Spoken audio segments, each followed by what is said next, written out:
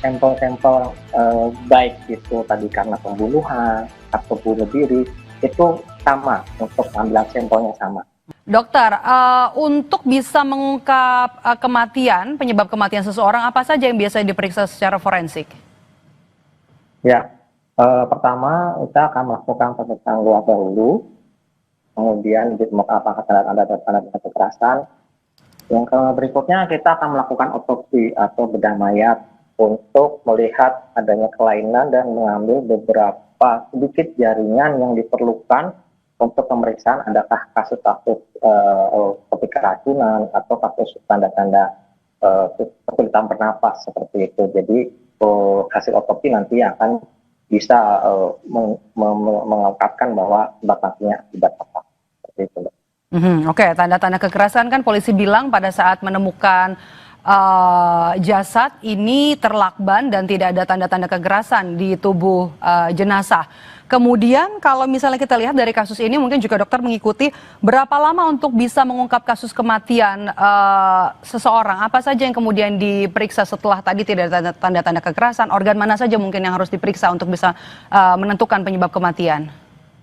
Ya, memang tergantung dari pemeriksaan luar juga ya. Kalau tadi tidak ada tanda kekerasan, kita akan melakukan otopsi. Kita ambil beberapa sampel jaringan dari kepala, mungkin juga paru-paru, kerongkongan, dan kita lihat tanda-tanda asphyxia atau tanda-tanda kesulitan bernapas. Seperti itu. Kemudian kita ambil beberapa sampel, kita lakukan penelitian juga, lakukan pemeriksaan juga, penunjang di laboratorium khususnya, juga mungkin akan dilakukan di laboratorium patologi anatomi untuk melihat apakah korban itu meninggal setelah dilakban atau meninggal sebelum dilakban, seperti itu. Dan itu memang memerlukan proses ya, prosesnya itu tidak sebentar, mungkin memakan waktu beberapa minggu sampai 1 bulan. Gitu. Oke. Berapa lama kemudian ini prosesnya, dokter? Berapa lama kemudian proses yang paling sulit untuk bisa menentukan penyebab kematian itu apa? Iya, seperti kalau saya lihat untuk kasus-kasus yang ada di tanda-tanda seperti adanya kurangan bernapas ya tadi, seperti kasus seperti ini juga itu saya rasa banyak ya yang perlu diambil untuk pemeriksaan jaringan. Selain juga adanya sampel darah, juga adanya sampel urin yang masih tersisa, atau jaringan-jaringan tadi yang seperti saya sebutkan paru-paru, jantung, dan di daerah kerongkongan juga itu melihat tanda-tanda itu tadi seperti ada kekerasan atau tanda-tanda meninggal sebelum dilakukan lakban atau meninggal setelah dilakukan kekerasan seperti ada yang lakban tadi ya. Itu lumayan cukup lama ya prosesnya, karena memang perlu keakuratan, perlu ketelitian dalam menentukan hasilnya. Tidak gampang untuk segera mungkin seperti orang melakukan mungkin tes kehamilan gitu ya, urin jelas berhasil juga ini karena melalui proses beberapa mekanisme untuk melakukan hasilnya seperti apa.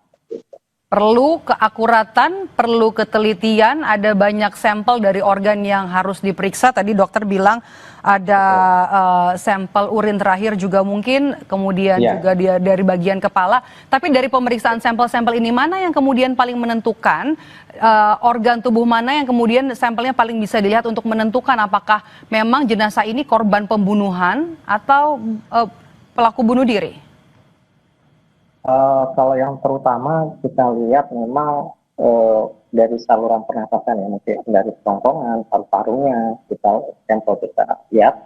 Kemudian tadi seperti darah atau urin kita tentukan juga apakah memang ada indikasi telah dilakukan ada yang mungkin keracunan dahulu ya, atau diracunkan dahulu seperti itu. Jadi tidak bisa spesifik untuk ini karena pembunuhan atau tanda-tanda kesulitan bernapas karena ini.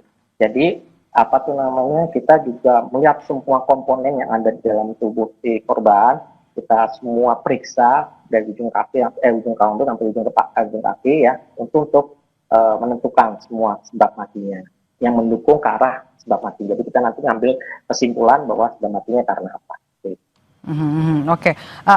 Oke, kalau misalnya tadi seperti yang sudah dokter sampaikan ini perlu langkah kehati-hatian, kemudian juga harus benar-benar diperiksa dari ujung rambut sampai ujung kaki, begitu juga termasuk organ-organ.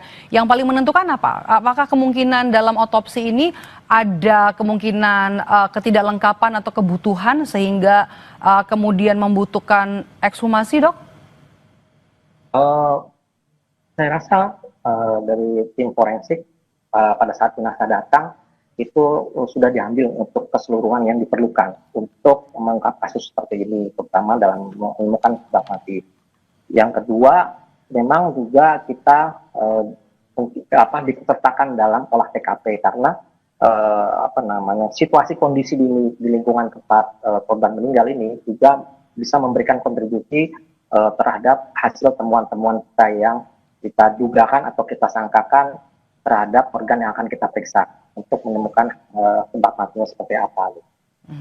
Oke, kembali lagi ke sampel. Dari secara forensik ini, apakah bisa diketahui meninggalnya jasad ini meninggalnya sudah berapa lama dan kemudian untuk bisa membuktikan fakta penyebab kematian ini, sampel-sampel yang diambil untuk sampel penyebabnya karena pembunuhan, apakah sampelnya sama juga dengan apakah memang ini meninggal karena bunuh diri? Sama sampelnya, dokter?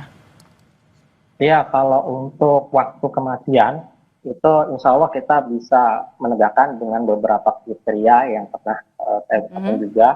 Kemudian untuk sampel-sampel baik itu tadi karena pembunuhan atau bunuh diri itu sama untuk ambilan sampelnya sama. Memang nanti ada beberapa teknik atau dalam istilahnya untuk menilai pola lukanya bisa kita tentukan juga apakah mendukung ke arah pembunuhan atau bunuh diri. Oke, untuk kasus seperti ini, dokter, mungkin dokter juga lihat beritanya, ditemukan dengan kondisi meninggal di Terlakban, begitu. Untuk bisa mengungkap kasus kematian atau penyebab kematian, untuk kasus seperti ini biasanya apa yang menjadi penghambat? Apa saja kemudian harus diperhatikan oleh seorang ahli forensik untuk bisa menyebab atau juga mengungkap penyebab kematian? Ya, tadi ya, selain kita untuk otopsi, menentukan sebab mati, itu kan kita dibantu oleh adanya olah TKP untuk mendukung seperti itu. Kalau untuk kesulitan sih, memang di dalam hal untuk pemeriksaan penunjang, kita perlu tadi kehati-hatian dan penelitian untuk mengungkapkan dukung guna proses kematian. Untuk semuanya memang kita perlu adanya kerjasama tim juga ya dengan beberapa ahli seperti patologi klinik untuk laboratorium atau patologi anatomi dan mungkin sampel juga tadi toksikologi ya racun. Semua kita lakukan pemeriksaan secara kontinu dan bersinergis semuanya seperti itu. Dokter, kami juga ingin tahu untuk kasus ini penyebab kematian yang juga masih diteliti secara forensik ini, apakah kemudian juga dibahas di lingkungan dokter forensik? Apakah kemudian ini juga menimbulkan kontroversi soal pengungkapan penyebab kematian?